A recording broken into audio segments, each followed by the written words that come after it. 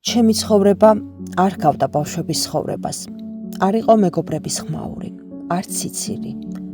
იყო მხოლოდ სიჩუმე და მარტოობა.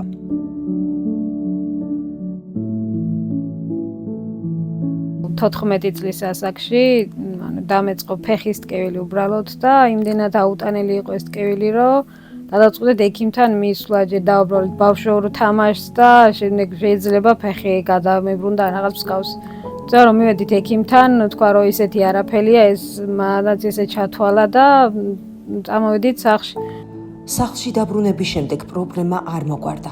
სოფიკოს მალევე ისევ დაეწყო ტკივილები. ფეხი შეშუქდა. ექიმთან მორიგი ვიზიტის დროს მედიკოსებმა ფეხი გიპსში ჩაუსვეს და მოზარდი გოგონა კვლავ სახლში გააბრუნეს. ურჩიეს რომ ფეხზე ცივი საფენები დაედო. თუმცა როგორც აღმოჩნდა, ამით სოფიკოს პრობლემა კიდევ უფრო გართულდა.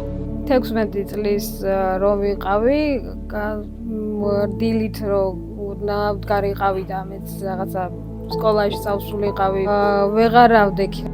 დაიწყო სახსარში ტკივილი, ყეზების ტკივილი, კუნთების და ისე მოხდა რომ დილით დეფორმირებული იყო ფეხები და ვეღარ ვიცავდი წონასწორობას, რომ დამედგა ფეხი ნაბიჯები გადამედგა. მშობლებმა გოგონა სამკურნალო თერჯოლიდან თბილისში ჩამოიყვანეს. მას რევმატოიდული ართრიტის დიაგნოზი დაუსვეს. დაახლოებით 5 თვე მკურნალობდა და თითქოს ყველაფერი მოგვარდა, მაგრამ თავიდან კი მნახულობდნენ კლასელები.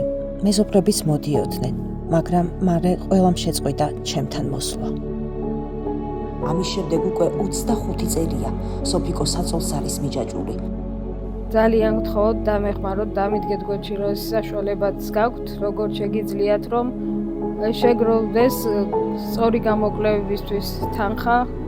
სულ რამდენიმე დღის წინ მას იმედი გაუჩნდა, რომ შეიძლება ყველაფერი დასრულებული არ არის, თუმცა ამის დასადგენად მას ჩვენი დახმარება სჭირდება.